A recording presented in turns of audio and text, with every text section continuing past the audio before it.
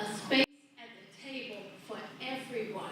The Commission on Minority Health is currently training African American churches in Columbus, Ohio, in Franklin County, to do chronic disease management and diabetes self-management.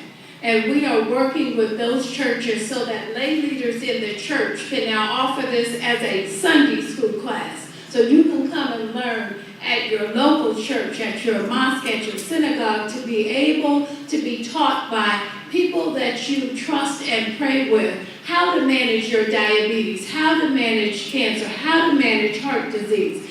Everybody has a seat at the table when we talk about a community of health. Our next question is about community health workers again, and the question asks, what schools are offering classes for community health workers? I know that Cuyahoga Community College offers them. I'm not sure other places. Yeah, mostly community colleges that are offering them. But I want to say this too about changing the culture, that there are some employers, and you alluded to this, Commissioner, that offer incentives for people to be healthy. So we have one employer that if you're able to get 5 normal readings in your blood pressure, your blood sugar, your cholesterol, I forget what the other one is, and no codeine, meaning you don't use tobacco products, there's a $2,000 incentive for employees. So when your employer says we're going to put in place an employee wellness program, it'll be great if they offer those financial rewards for it too. The state of Ohio offers its employees a $150 incentive for taking a wellness prevention activity. And so you do the survey and you participate, you meet with a wellness coach and you follow the process. And so why are employers doing this? Because a healthy workforce means reduced health care costs. And at the greatest increase in employment and businesses is the rise of healthcare costs. When we take better care of ourselves, we create opportunities for exercise at the workplace, then we have the ability to have businesses at the table, again, at the partnership to change to communities for health. The other number is cholesterol. We only have a couple more questions before we conclude. So the next to the last question is, and I'm just going to read it as is, hospitals are now holding ER patients in observation, which is not an admission status. How will this be monitored under the ACA? Hospitals are now holding ER patients in observation, which is not an admission status. How will this be monitored under the ACA as a form of possibly turning patients away from getting emergency room care? I'm really not sure about the context of the question, but I'll go for it. I'm going to go back to what Representative Sykes shared. Transparency, accountability, and financial penalty. When those 3 things coalesce, when you can't be reimbursed, how many of you know if you can't get paid, you're going to improve? Here's what we know. The things we pay attention to generally get better. You pay attention to your monitoring your blood sugar daily, you will begin to change what you eat to change that score. What we pay attention to, what is exposed, what is held up to the light, if you will be changed. Part of what the Affordable Care Act does is it's not going to reimburse for unnecessary services.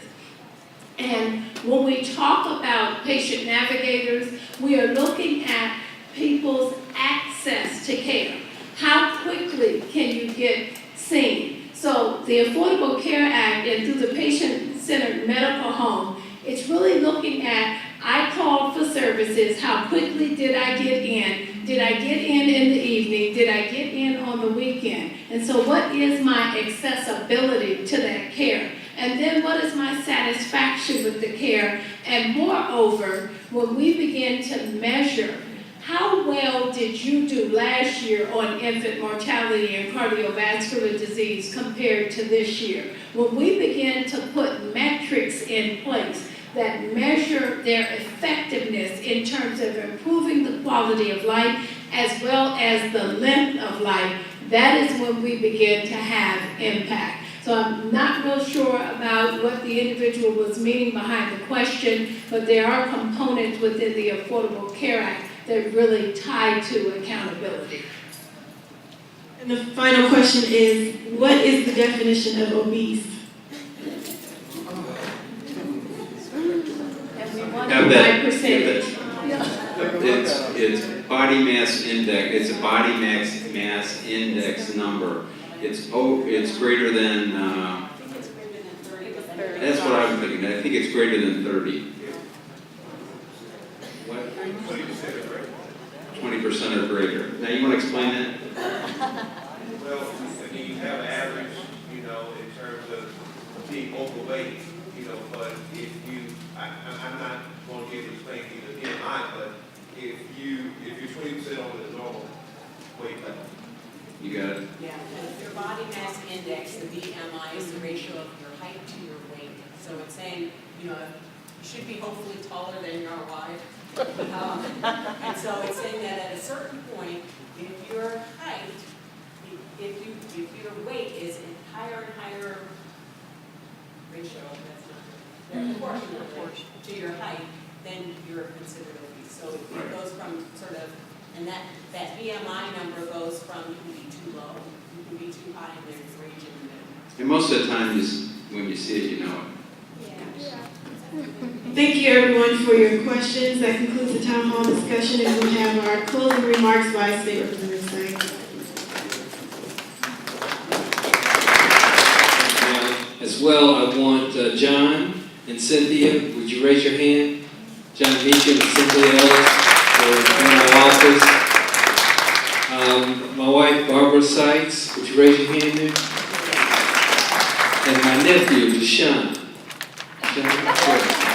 Again, thank you all. Again, this was a two-way conversation. We had information, but we also took notes on the issues that you are concerned about, and we want to make sure that this Affordable Care Act stays affordable and it also maintains access or increases access for all of us. Thank you very much.